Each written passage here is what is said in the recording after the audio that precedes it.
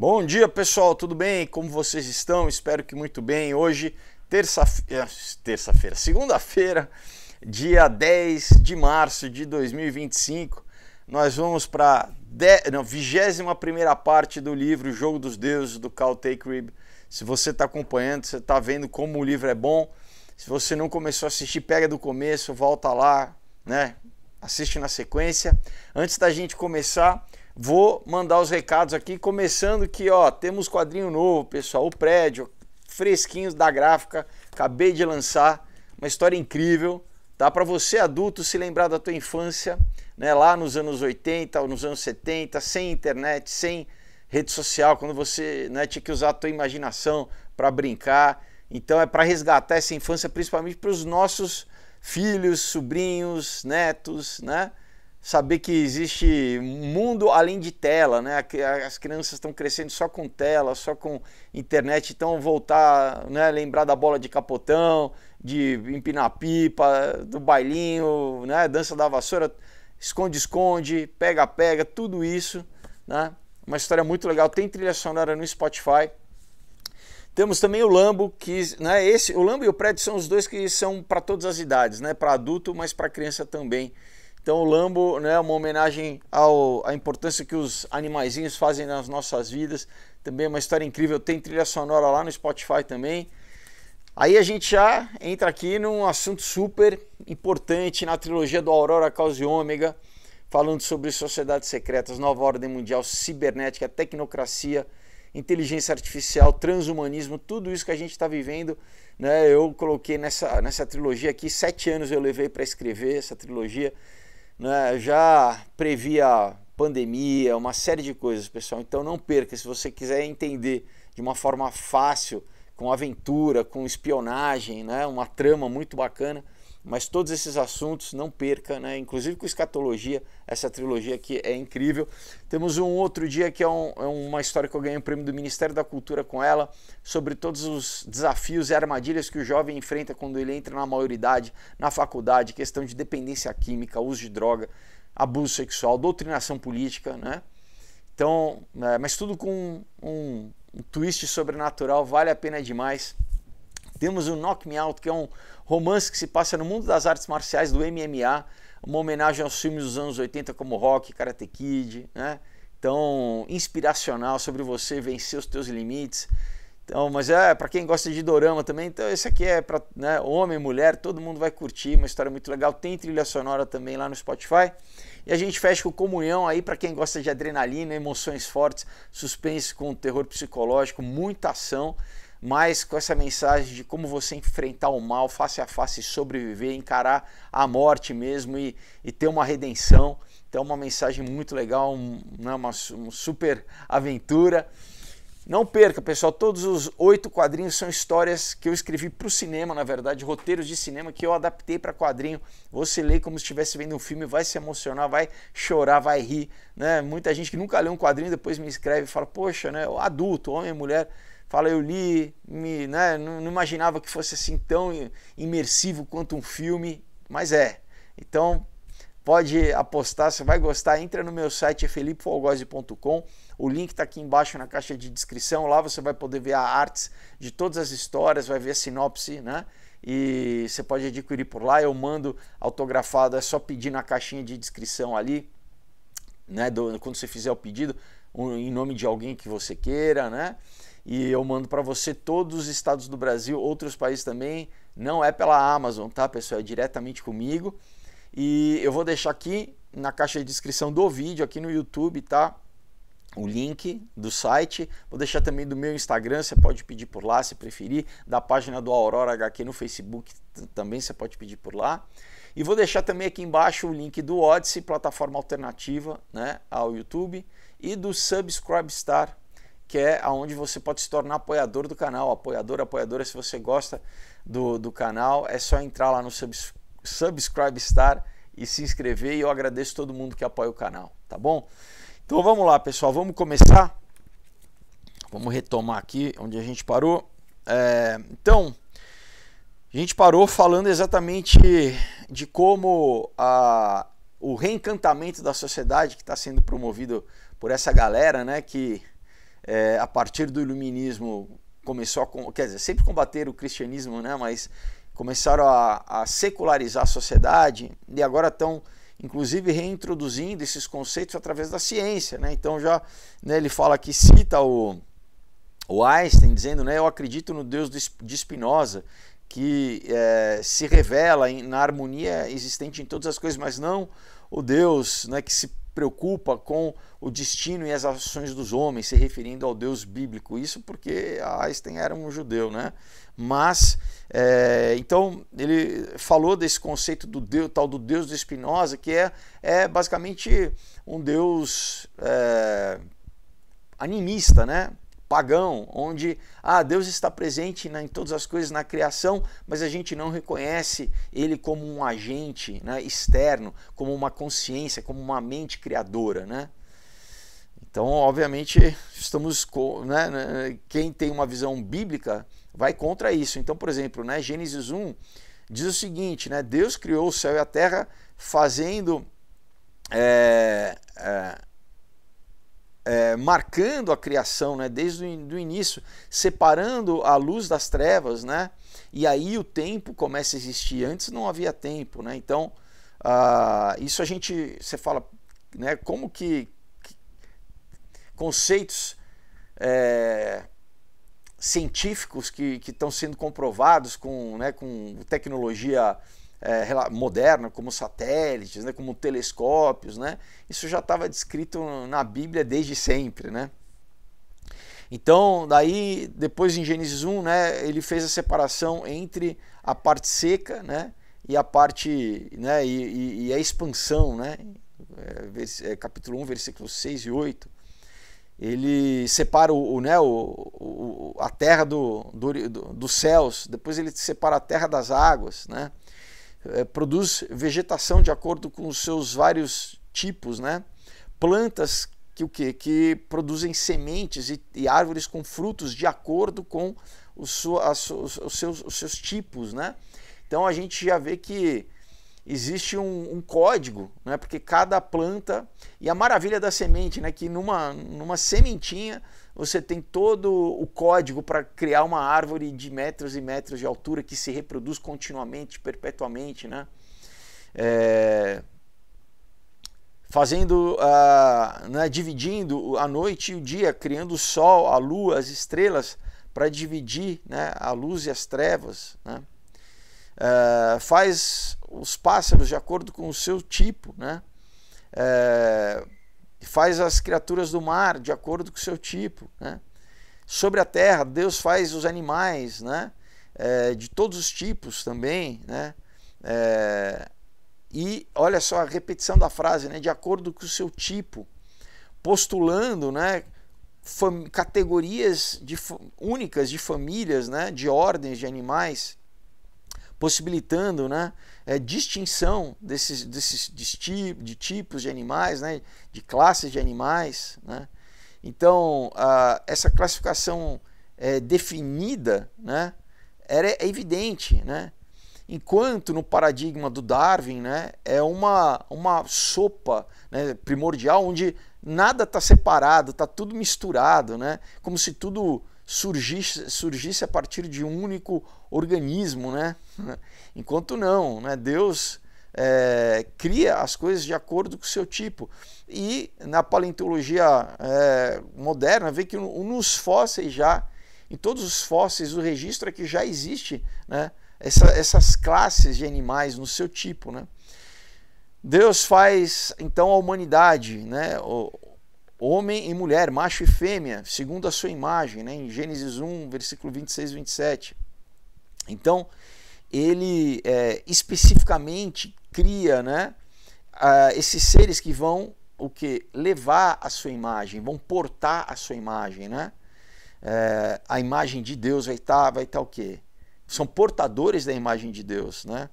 Então eles têm, né, um status, eles têm não só um status, mas a responsabilidade, Adão, né, no princípio da mordomia, do que? De cuidar e de administrar a terra, porque nós temos a inteligência, nós temos a capacidade, né, espiritual abstrata, né? A gente consegue entender o que Deus nos deu a capacidade, o que, né, está embutido em nós a capacidade de conseguir ler a natureza, interpretar, né? Isso que a ciência faz, o padrão exatamente que Deus usou na criação, nós que fomos criados por Deus também, ele embutiu em nós essa capacidade de ler a própria natureza, né? E administrar a natureza.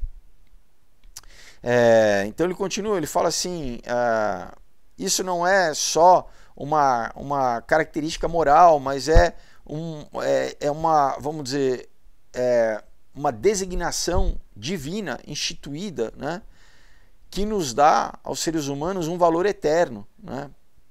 Porque nós temos o Espírito criado por Deus, e esse Espírito, quando passamos a ser redimidos por Jesus Cristo, esse Espírito, né, passa a reviver, né? Nós que estávamos mortos em delitos e pecados, quando confessamos a Jesus Cristo como Senhor e Salvador, o nosso espírito ele é revivificado e o Espírito Santo de Deus passa a habitar em nós. Nós somos um com o Espírito Santo de Deus, né? E esse Espírito o quê? Passa a viver já no presente eternamente. Nosso destino é a eternidade, né?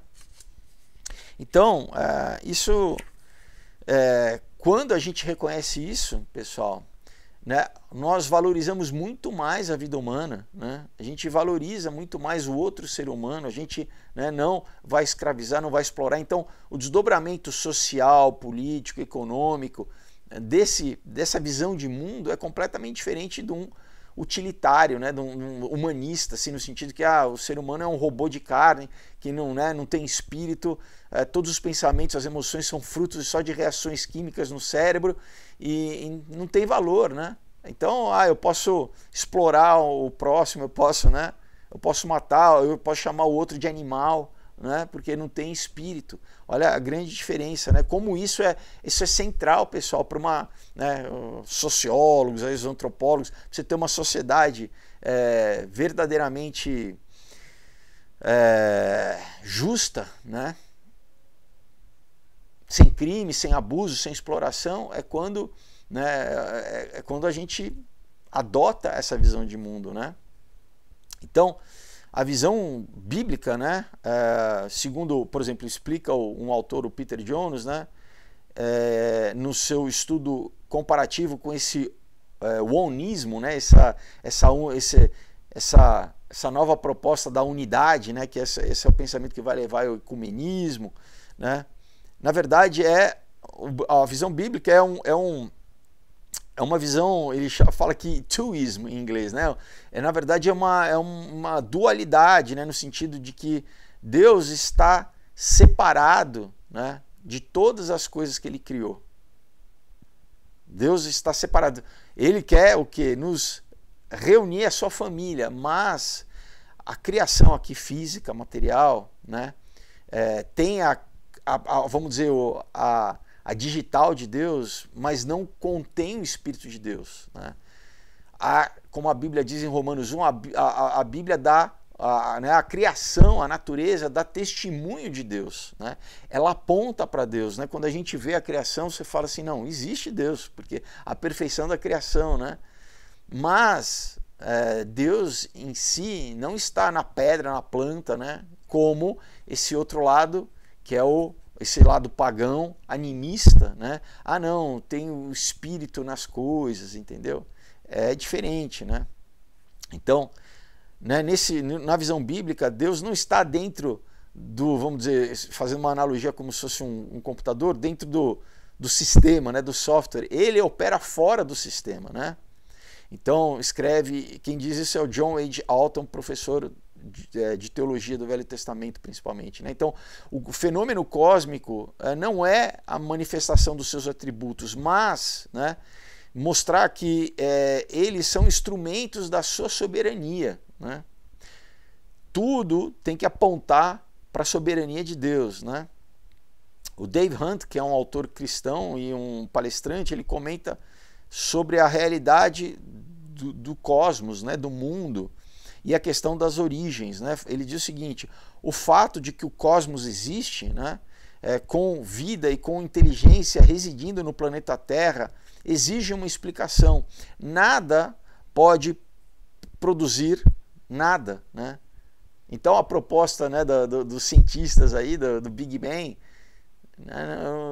nada, não tem como nada produzir nada, né? Você tem que ter sempre um agente, né, iniciador, né? Então ele fala, ou algo, né, com um potencial infinito, ou alguém com potencial infinito sempre existiu, né, e sempre deve existir, né? Não tem como escapar dessa conclusão. Claro que para nós não é algo, porque Deus não é uma energia, Deus é alguém, né? Deus, quando se apresenta a Moisés, ele fala o quê? Eu sou, né? Eu sou inclusive em qualquer língua, a única forma de você demonstrar o quê? Identidade, né? Pessoa, sujeito, eu sou, né? Então Deus eu sou o que sou, eu sou o grande eu sou. Deus é indefinível além disso, porque você não tem como querer definir Deus, ele extrapola qualquer categoria, né? Ele criou todas as coisas, mas nada o criou, né? Então, como ele continua falando aqui, olha, algo também não consegue criar as coisas, porque as coisas, elas em si, né, elas não são autoexistentes ou são eternas. Então, Deus, né, que criou, né, Deus que faz separação entre as coisas, como a gente lê em Gênesis, né, ele que cria cada coisa conforme o seu tipo, conforme a sua categoria, né, conforme na sua diversidade. A Bíblia diz a multiforme sabedoria de Deus, né?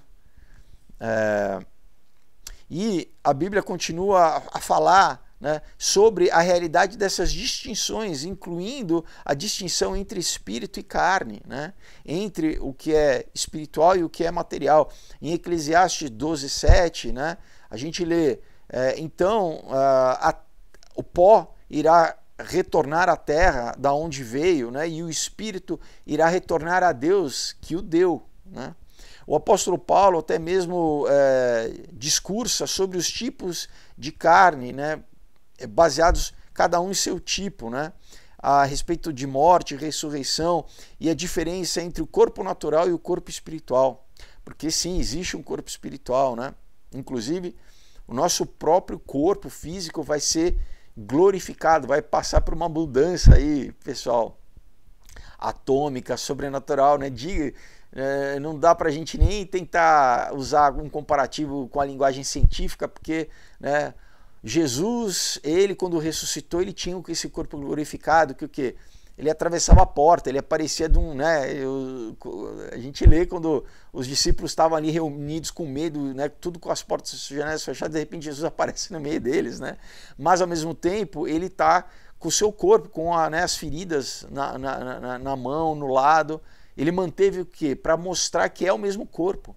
Inclusive, né, ele fala para Tomé, Tomé, toca aqui, né? Ele come, Jesus come com eles, então, mas ao mesmo tempo é o corpo glorificado. E esse é o corpo que, quando a gente lê, o apóstolo Paulo fala que quando, né, num piscar de olhos, seremos transformados no arrebatamento. Esse nosso corpo vai passar por uma mudança quântica, atômica, né? Seja, né, mas na verdade é uma mudança espiritual, né?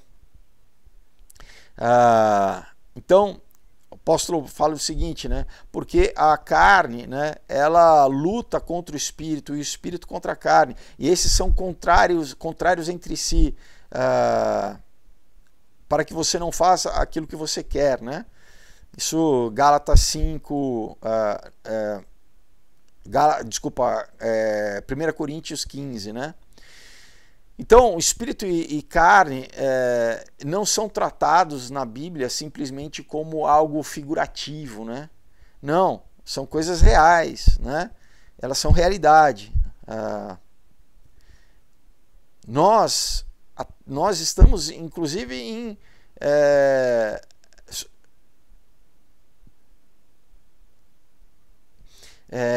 num plano também, né, que existe diversas entidades espirituais que residem né, no mundo sobrenatural, como anjos e demônios, né?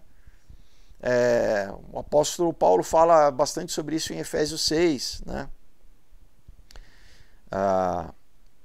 Então a nossa luta espiritual, ela corresponde, né, com aquilo que o apóstolo Paulo, né, ele fala, vai citar aqui Efésios 6, 12 e 13, né?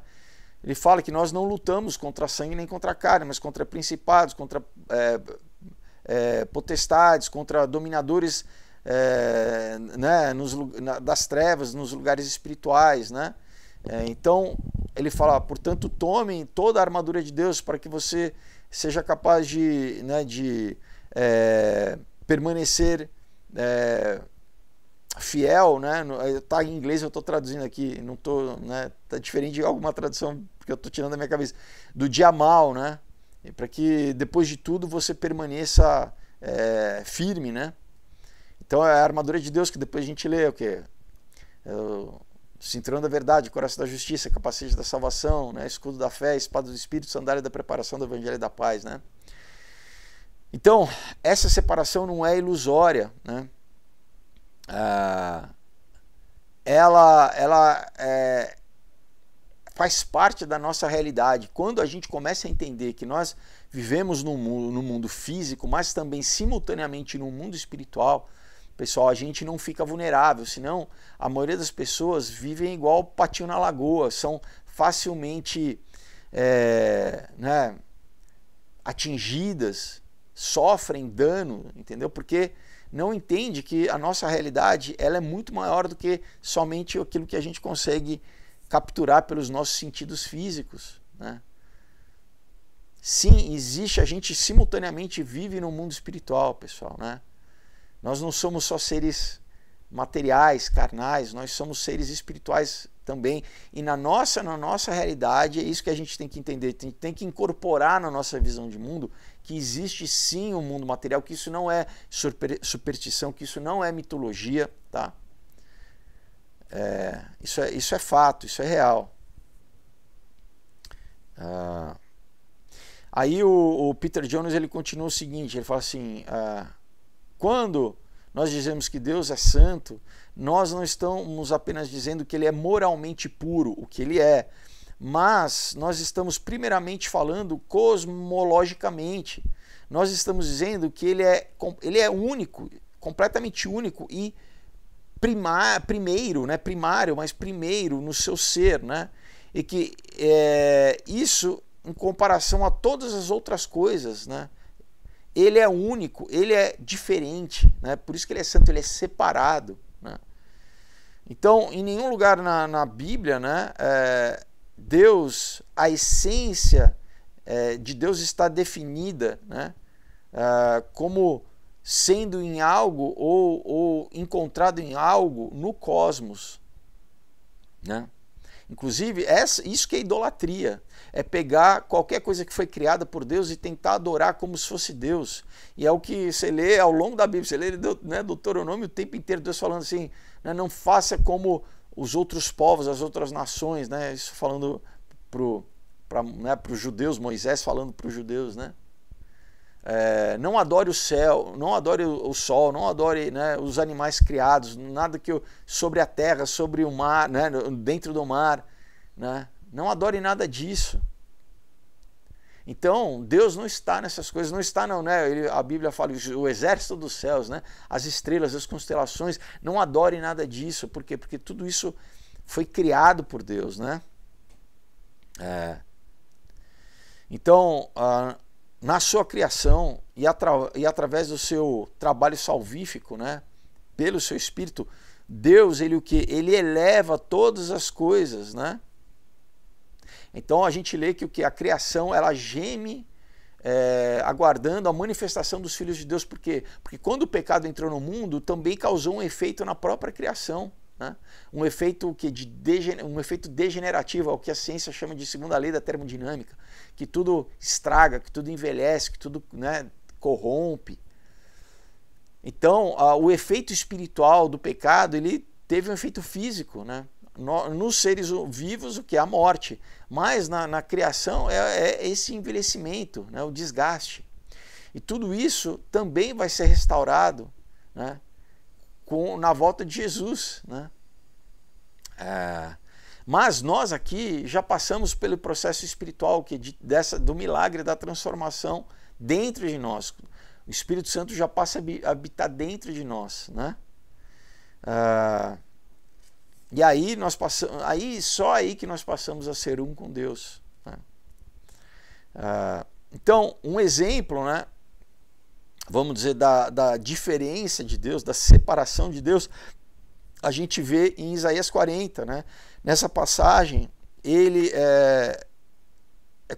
se compara com 3 categorias, né? Vamos dizer, com poder, com a pessoa e com criação, né? Com a criação. Então, Isaías 40, 12 e 17 diz assim, retoricamente contrastando Deus contra o panorama da natureza, contra a sabedoria humana, contra o poder das nações, né?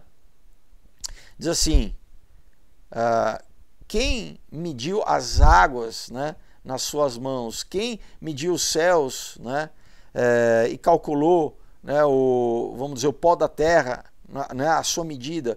Quem pesou a montanha, né, as montanhas numa balança, né?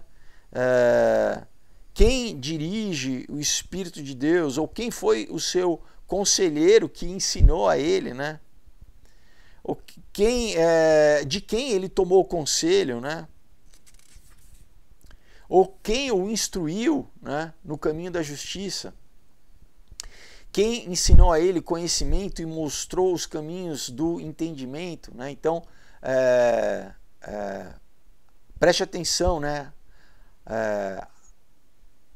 Atente, né? As nações são como uma gota num balde, né? Elas são contadas como o pó, né, numa balança, né? Olhe, né? Ele levanta as ilhas, né, como se não fosse nada, né? E o Líbano, né, não é suficiente para queimar, nem mesmo os animais são suficientes para serem oferecidos como oferta, né? As árvores do Líbano, né, como todos, ele está fazendo obviamente uma linguagem, né, figurativa, mas todos os cedros do Líbano, né, não são suficientes para vamos dizer, fazer uma oferta, né, um sacrifício, né?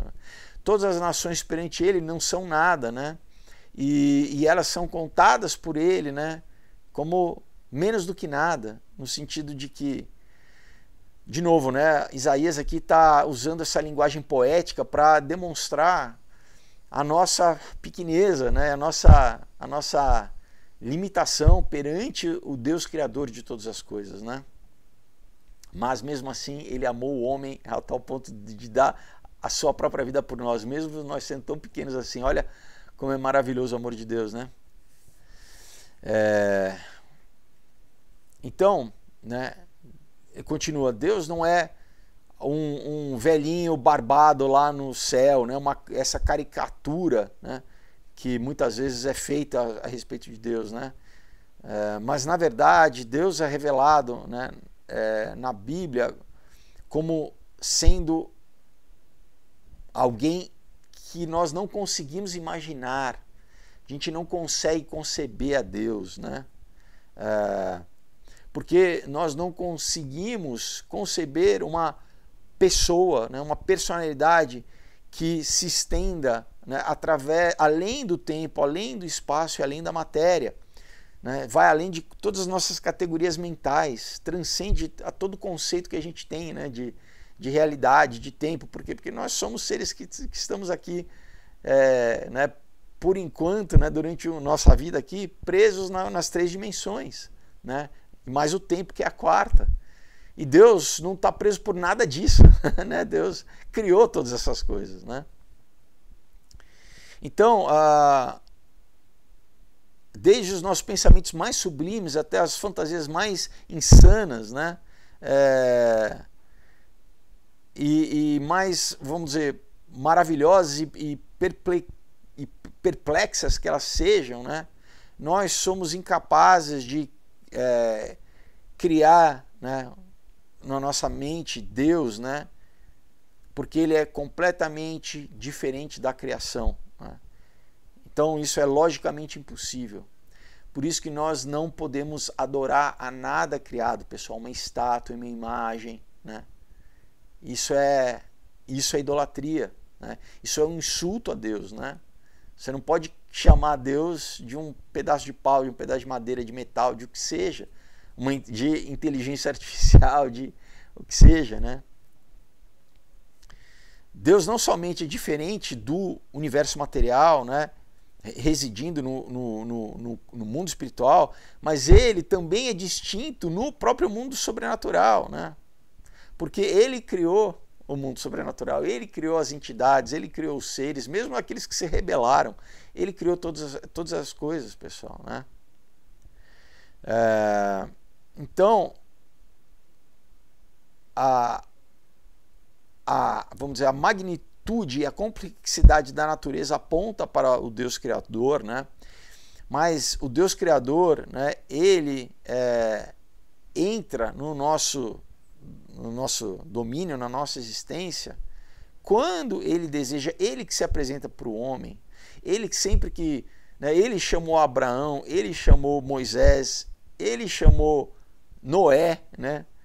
Deus que se apresenta, né? Ele que nos atrai, né? A Bíblia diz, o homem por si só não consegue, né? Agora é do interesse de Deus estar em comunhão com o homem. Isso que a gente tem que entender. Ele, em Jesus, a Bíblia diz que Jesus é Deus encarnado, pessoal. Jesus é a expressão completa de Deus, né? E aí nós podemos conhecer Deus pessoalmente, né? Olha só que maravilha, né? Uma parte de Deus está sentada com Deus, né? Só que num corpo humano para toda a eternidade, pessoal, né? Isso que muitas pessoas não entendem a respeito do cristianismo, né? Da Bíblia, né? A profundidade disso, né? Então a narrativa bíblica, né, é a história de Deus se revelando, né, revelando a si mesmo para a humanidade, né? A princípio através de um povo específico, né, que é o povo hebreu, né, mas eles servem simplesmente do quê? De uma nação de sacerdotes, o que para apontar ao resto das nações, porque Deus, ele quer que, né, ele quer que todos sejam salvos, todos aqueles que creiam, né? Infelizmente não vão ser todos, né? A gente sabe disso, porque, né, o homem muitas vezes ele é duro de coração, né? Mas, né, a gente lê aqui em Gênesis 12, diz assim: eu farei de você uma grande nação, falando a Abraão, né? Eu abençoarei, né, e te farei um nome grande, né? E você será uma bênção, e aqueles que o abençoar serão abençoados, né? Eu abençoarei aqueles que te abençoarem, e eu amaldiçoarei aqueles que te amaldiçoarem, né? E nisso todas as famílias da terra serão abençoadas. Então não é especificamente só para abençoar o povo hebreu, o povo judeu, né? Inclusive esse é um erro que os judeus acabaram, né, incorrendo, né? Quando eles, nós somos os únicos, e esqueceram, não, vocês estão servindo um propósito aqui do quê? Que é para, Deus criou esse povo para servir de exemplo para as outras nações como se relacionar com Deus, né? Mas eles perderam um pouco essa visão, né? E acabaram falando, não, nós somos os escolhidos e deixa os outros povos morrerem, né? E, não, peraí, você está esquecendo o propósito pela qual Deus te criou, né? E aí o filho de Abraão, né, Isaac, né, e daí o neto de Abraão, né, Jacó, que Deus mudou o nome para Israel, né? Eles tiveram interações pessoais com Deus, né?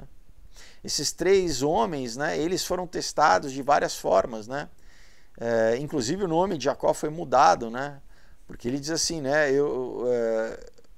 seu nome não será mais Jacó, né, mais Israel, porque você lutou com Deus e com o homem, e você prevaleceu, lutou no sentido de interagiu, né, essa é a nossa fé, né? Quando ele fala, não, eu não te deixarei antes que você me abençoe, né?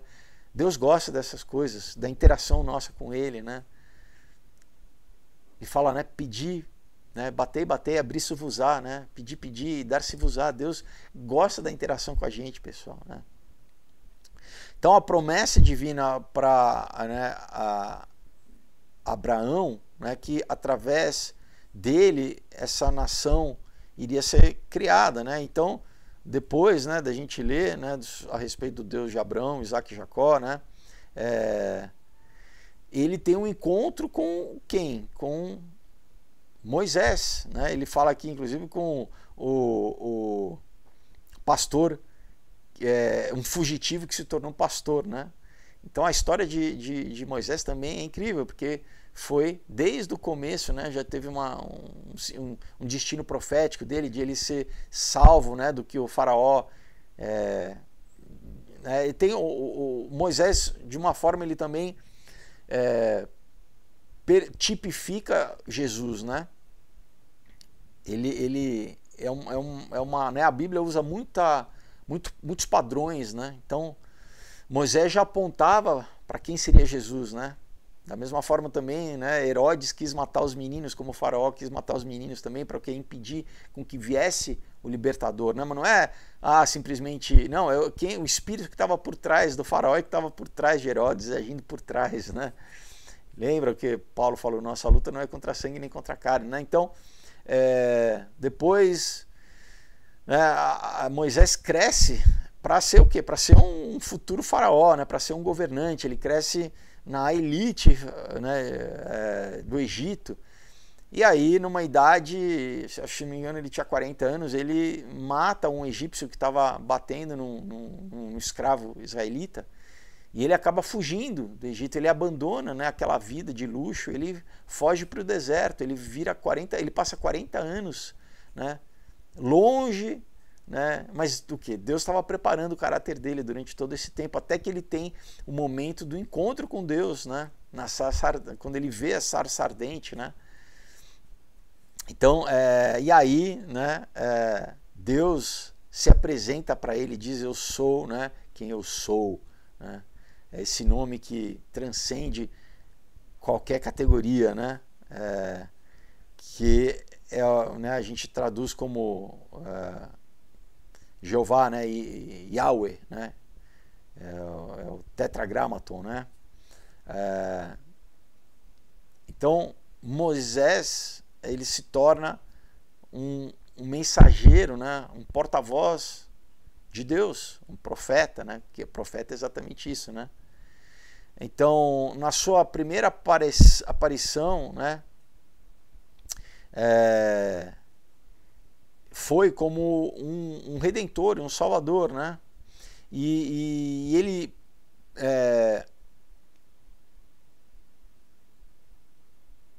ele exigia, né,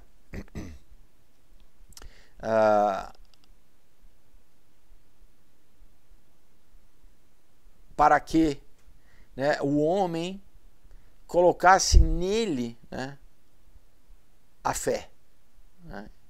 Isso diz um acadêmico israelense chamado Ezequiel Kaufman, né?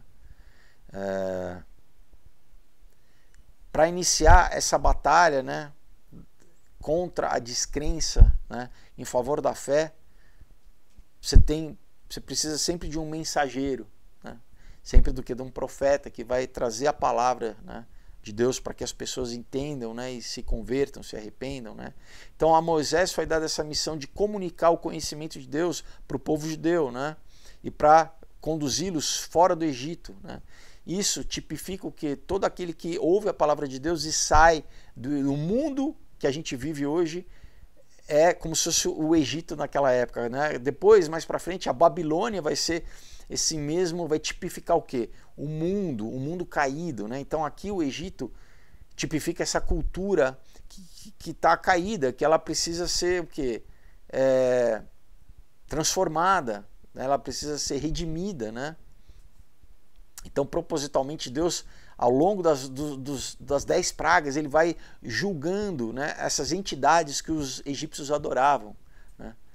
Então é um julgamento de Deus num nível espiritual para que as pessoas vissem e falassem quem é o Deus verdadeiro, né, e parassem de adorar esses falsos deuses, né?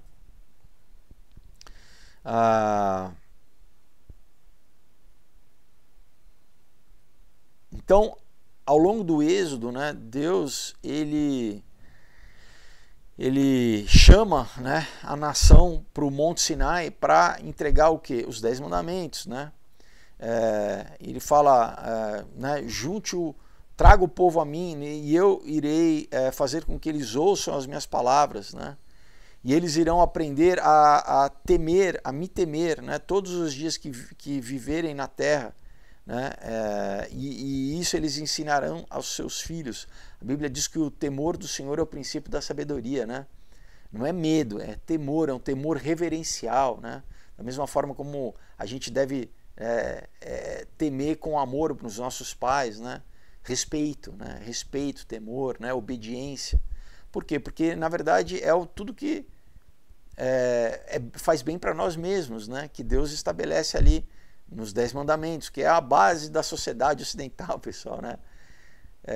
Senão é o que? A lei da selva. Se você não tem essas leis de, né, não roubarás, não matarás, não adulterarás, né, não dará falso testemunho, vira o quê? Vira um caos. É muito do que a gente vive hoje na sociedade moderna, é esse caos. Por quê? Porque a sociedade tem cada vez mais tentado, né, negar Deus, expulsar Deus, né, da sociedade. Então, toda vez que você quer viver fora daquilo que Deus estabeleceu, você vai se prejudicar, né? A sociedade, ela o quê? Ela se corrompe, né?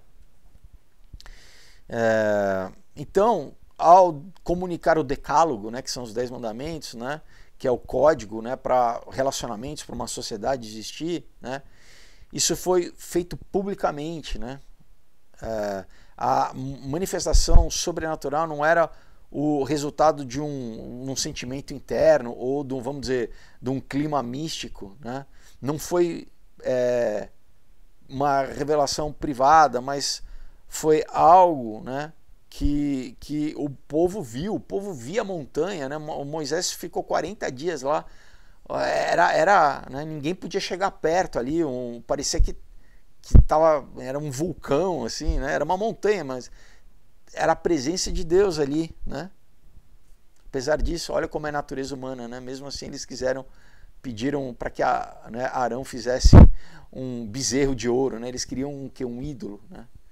Deus estava se manifestando ali, eles queriam um ídolo, né?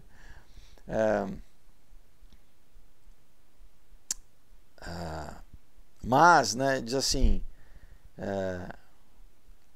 algum povo jamais ouviu a voz de Deus falando no meio do fogo, né? Ou alguém já ouviu e viveu, né? Ou Deus alguma vez tentou tomar uma nação do meio de outra nação através de pragas, né? Através de testes, de sinais, de maravilhas, né? Através de guerra, né? E com a sua mão poderosa, né, estendida, os livrou, né? Então aqui está falando sobre o que Deus fez, né? A maravilha do que Deus fez. E por que tudo isso foi necessário? Exatamente para marcar a história, pessoal, para isso ficar registrado, para a gente ter um exemplo. Né? Então, porque, né, a gente pode pensar, mas por que Deus organizou a história dessa forma, mandou, né, José para o Egito, depois para que, né, tivesse a fome e o povo, né, e Israel, né, que estava já na Terra Prometida, descesse para o Egito, né, e eles ficassem 400 anos escravos. Tudo tem um propósito, pessoal, né, na Bíblia, tudo tem um propósito. Para que isso fosse... E imagina, na época o Egito era o império, era o grande império, era como se fosse, né, mais que os Estados Unidos hoje em dia, né? Então era Deus o que testificando não só para o Egito, mas para todo o povo, todo mundo naquela época, o mundo antigo todo, que um povinho, o escravo, tinha o Deus verdadeiro, e que os deuses das nações eram falsos, e que os deuses das nações não tinham esse poder sobrenatural de, vamos dizer, fazer com que aquela superpotência, aquele império daquela época se prostrasse, né? Caísse de joelho, de toda a sua arrogância, né, humana, e visse que o quê? Que não, né, esses escravos aqui, eles sim conhecem o Deus verdadeiro. Então que nós devemos conhecer que Deus é esse, né? Porque esse é o Deus criador, né? Então, né, o desejo de Deus é para o quê? Ter um relacionamento conosco, obviamente não de uma forma romântica, né, mas como um pai amoroso, né, que, vamos dizer, deseja o retorno do seu filho pródigo, né? Deseja o retorno da humanidade, do seu filho que abandonou, porque o homem escolheu abandonar Adão, né, representando toda a humanidade. Ele escolheu desobedecer a Deus e abandonar a comunhão e o relacionamento com Deus, né? Então, ele organizou para o que? Restaurar, né, esse relacionamento conosco, né, através do sacrifício dele mesmo, né, em Jesus Cristo, né? E nesse processo restaurar não só a nossa comunhão, mas toda a natureza, toda a criação. Olha como o plano, pessoal, bíblico é muito maior, né, do que muitas vezes as pessoas pensam. O conceito das pessoas, as pessoas não entendem, né, a abrangência do plano salvífico de Deus, né? Então, né, o autor faz uma pergunta, né? Sabendo disso, será que as pessoas vão se alinhar, né? Vão buscar a ter a comunhão e conhecimento de Deus, ou vão continuar procurando, né, os deuses pagãos da natureza, né?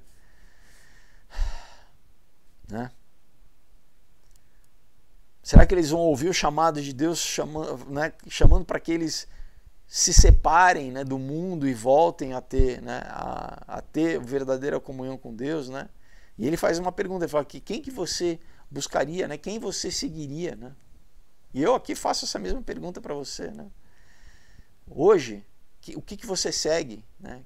Quem é o seu Deus? Todos nós temos um Deus. Será que o seu Deus é o dinheiro, né? Tudo na tua vida é a carreira, é o dinheiro, né? Será que é o prazer? Será que é o teu ventre, né? Será que é o sexo? É o, né? Tudo está envolvido sobre isso, né? Será que é o ego? Será que sou eu, né?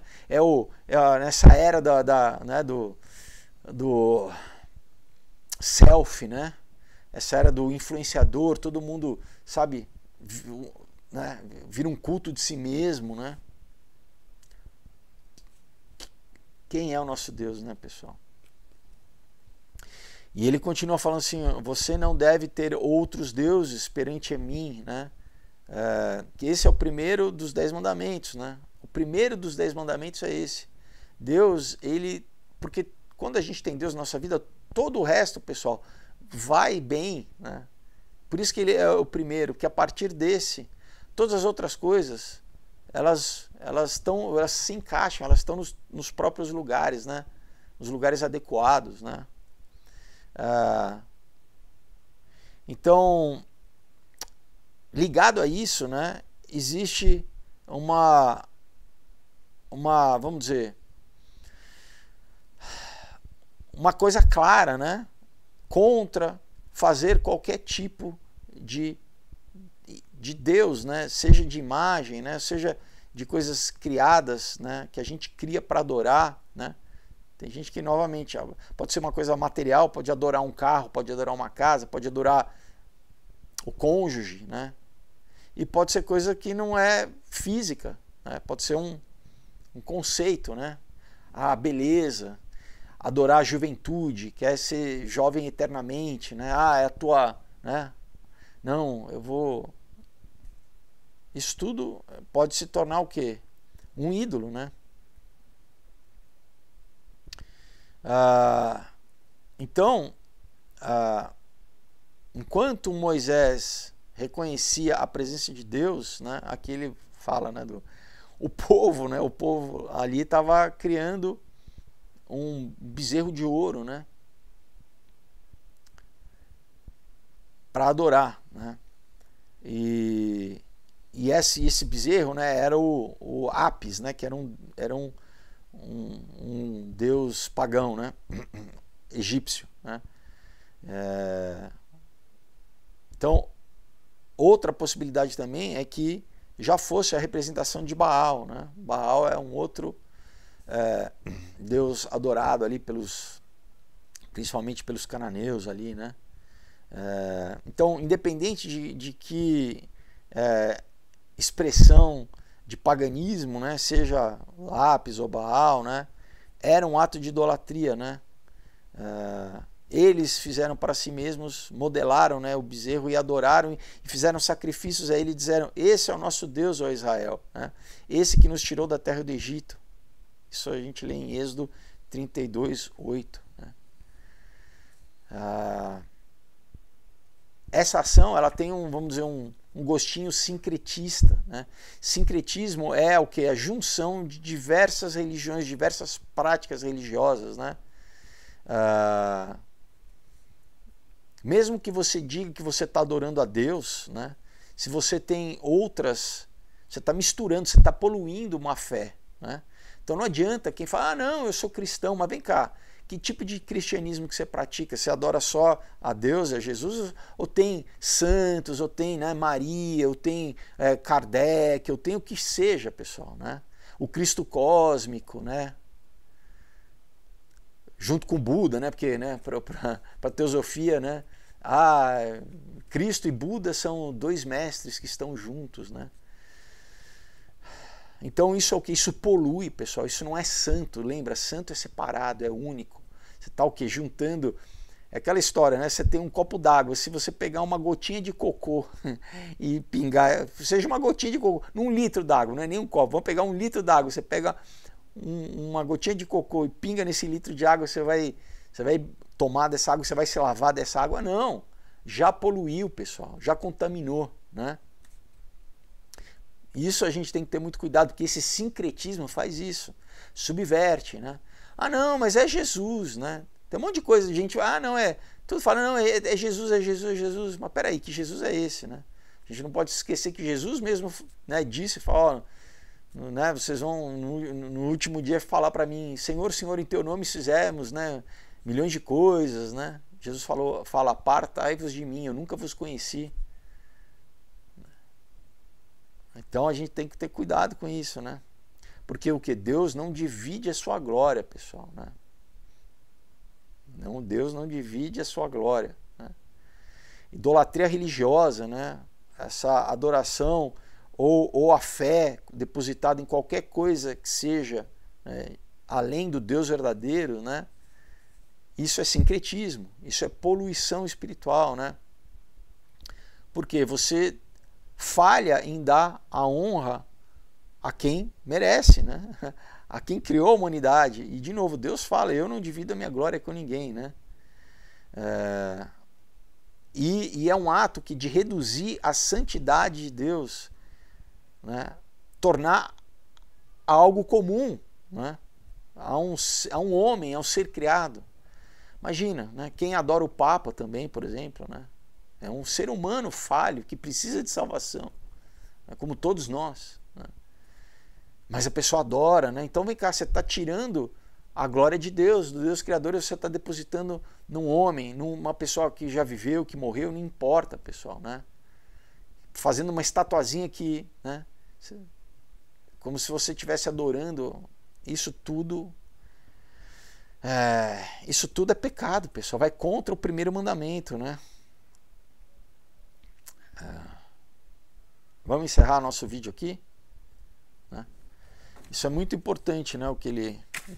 Então, novamente, por quê? Porque infelizmente é muita ignorância espiritual. As pessoas não leram a Bíblia, não leram de verdade a Bíblia, não conhecem a Bíblia, né? E acabam adquirindo essas práticas, né? Que na verdade é o quê? A pessoa muitas vezes é para ter E não é diferente de magia, né? No conceito do que, eu vou fazer qualquer prática que garanta sucesso, que garanta bem-estar, que garanta o quê? Saúde, dinheiro, né? Que traga a pessoa amada em 7 dias, né? Você lê ali, vê nos posts, né? Traga o que é isso? É você não querer realmente ter um relacionamento verdadeiro com Deus. Você está querendo, né, um atalho para o quê? Para basicamente que os teus desejos sejam atendidos. Aí é que está a coisa. Por quem? Você está disposto a fazer qualquer pacto com né? Deus é único, pessoal. Deus, ele estabelece, né? Deus é o Deus criador. A gente tem que ir perante ele com humildade. E além disso, pessoal, Deus nos ama de verdade. Ele quer, né? A vontade dele é boa, perfeita e agradável para aqueles que o amam. Então, quando a gente quer impor a nossa vontade, ao invés de obedecer à vontade de Deus, né? A todo custo, geralmente isso custa o quê? A nossa própria vida, né? Porque você vai fazer um pacto com o inimigo de Deus, com Satã, né? Mefistófeles, né? Esse é o tal do pacto, né? Faustiano, né? Pacto com o demônio. Vender a alma ao diabo, porque fama, sucesso, dinheiro, seja o que for, né? Tudo temporário, né? O diabo tentou Jesus no deserto, né? 3 vezes para que o quê? Basicamente isso, que Jesus o adorasse como Deus, né? E esse é o pecado dele, querer ser Deus, né? E esse pecado, ele fez com que o homem pecasse exatamente com a mesma coisa, né? A gente lê em Gênesis 3, comendo da árvore do conhecimento, quando você comer, você vai ser igual a Deus, teus olhos vão se abrir, você vai ser imortal, né? Você não precisa de Deus, você vai ser Deus. E ele continua mentindo até hoje. O padrão é o mesmo, pessoal. Então a pessoa, né? Não, eu vou ganhar muito dinheiro, porque aí eu vou comprar todo mundo, né? É basicamente o quê? É a minha vontade, todo mundo vai me obedecer, eu vou ser Deus, né? Ou então eu quero uma vontade política, né? Porque eu vou impor a minha vontade sobre todo mundo. É a mesma coisa, pessoal, né? Mesma coisa. Ao invés de não, né? Não é muito melhor eu primeiro conhecer a Deus, não é por interesse, né? Realmente conhecer a Deus. Para mim é a maior aventura, né, da vida, é conhecer a Deus, como a gente lê em Provérbios, né? Que Deus, ele eu não lembro o versículo ipsis literis, mas Deus, ele encobre as coisas, vamos dizer, a glória dos reis é descobri-las, né? Um verdadeiro conhecimento é descobrir a Deus, né? É ter comunhão com Deus, né? Então, se você ouvindo esse vídeo, a palavra entrou no seu coração e você, né, tem um entendimento agora de que você, será que até hoje, com quem que eu andei? Será que eu andei sozinho? Será que eu andei adorando coisas que eu nem sabia que eu estava adorando, mas no fundo eu estava adorando, buscando essas coisas como se fossem deuses na minha vida?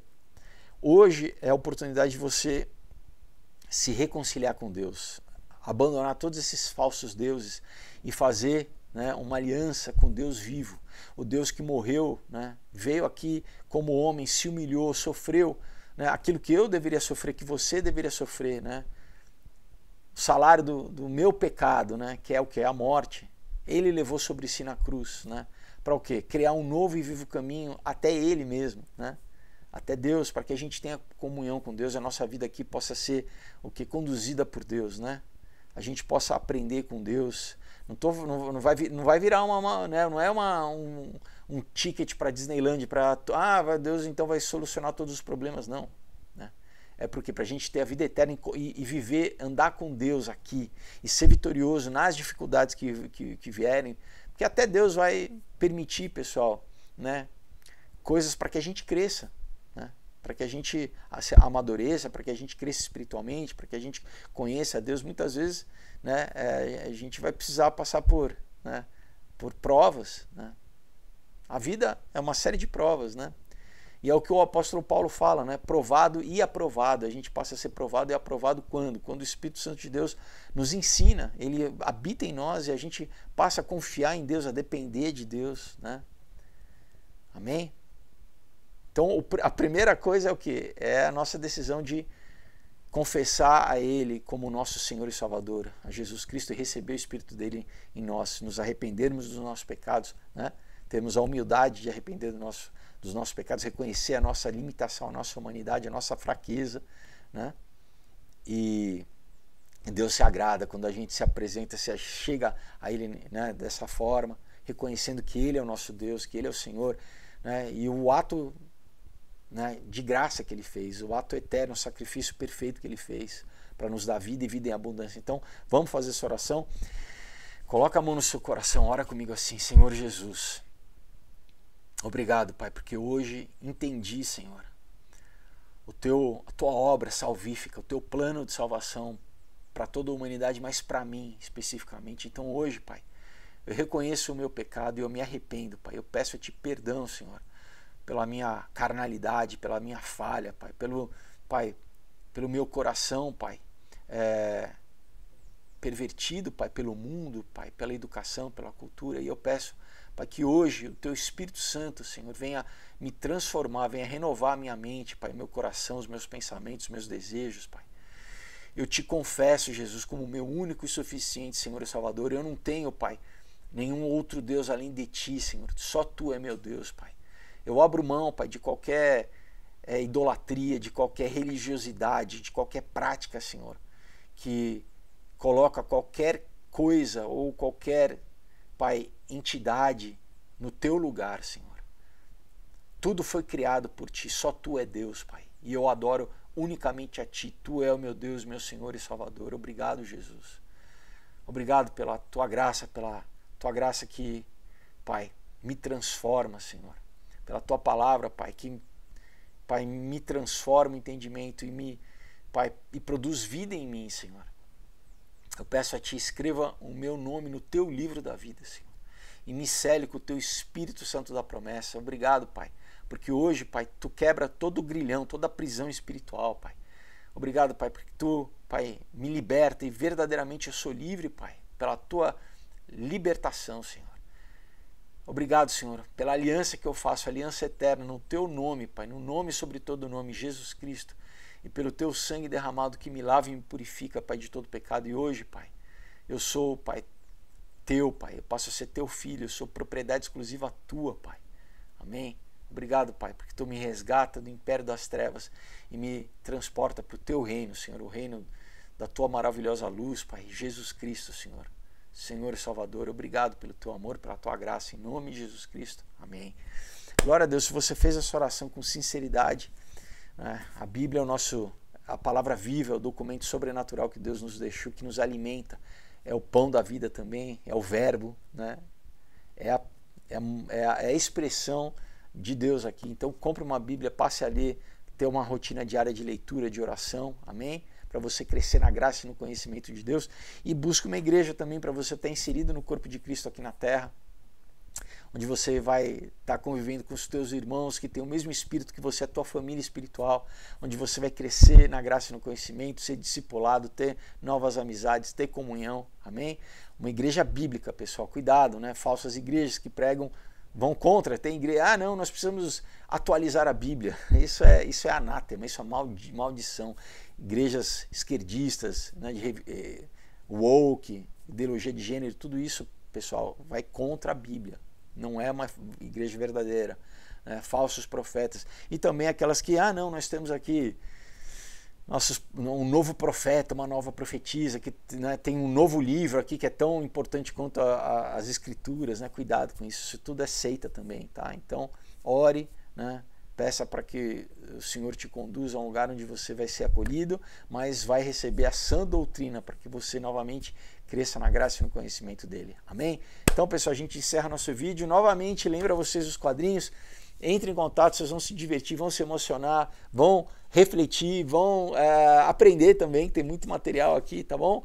Então, material de primeiríssima para vocês darem de presente também, presentearem, tá? Então entre em contato, vai ser um prazer falar com vocês e enviar para vocês, tá? Então, pessoal, a gente encerra nosso vídeo, Deus abençoe, até quinta-feira, uma excelente semana para vocês, em nome de Jesus, tchau!